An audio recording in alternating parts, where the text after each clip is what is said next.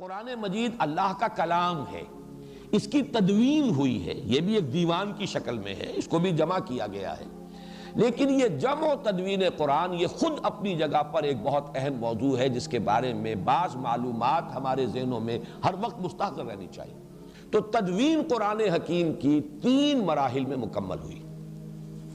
پہلی تدوین حضور کی اپنی حیات طیبہ میں ہو گئی، لیکن وہ تدوین کس شکل میں تھی؟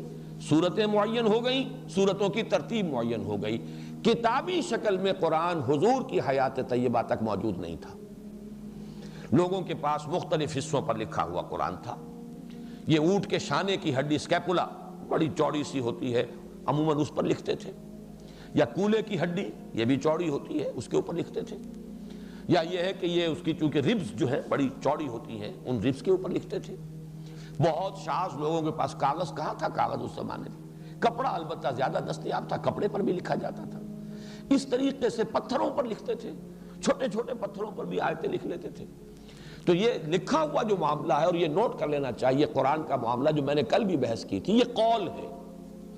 اِنَّهُ لَقَوْلُ رَسُولٍ کریم، یہ لکھی ہوئی شکل میں حضور کو نہ دیا گیا، نہ حضور نے لکھی ہوئی شکل میں امت کو دیا۔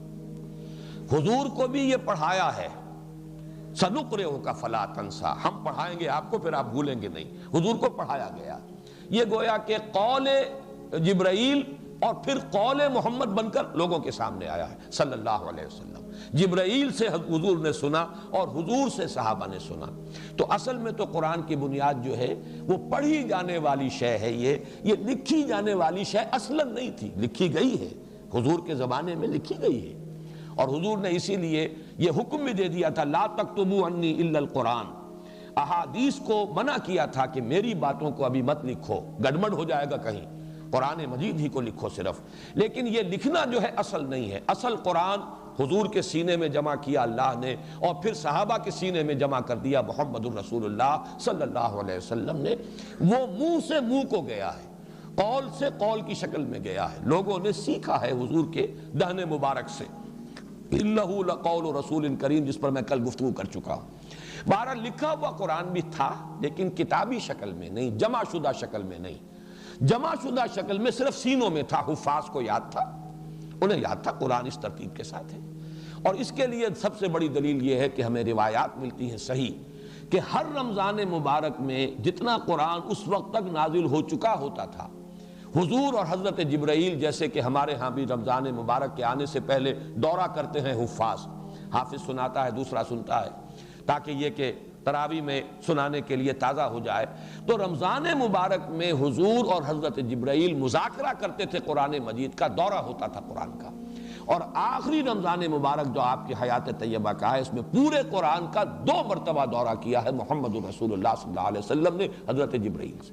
تو ظاہر بات ہے ترتیب تو تھی، تدوین ہو چکی تھی، لیکن وہ کتابی شکل میں نہیں تھی، وہ سینوں کے اندر محفوظ تھی ترتیب۔ ویسے لکھی ہوئی مختلف صورتیں، مختلف آیتیں لوگوں کے پاس مختلف چیزوں پر موجود تھیں۔ اس معنی میں جہاں تک حافظے میں اور سینے میں مدون ہو جانا ہے قرآن کا، وہ تو نبی اکرم صلی اللہ علیہ وسلم کی حیات طیبہ کے دوران مکمل ہو گیا۔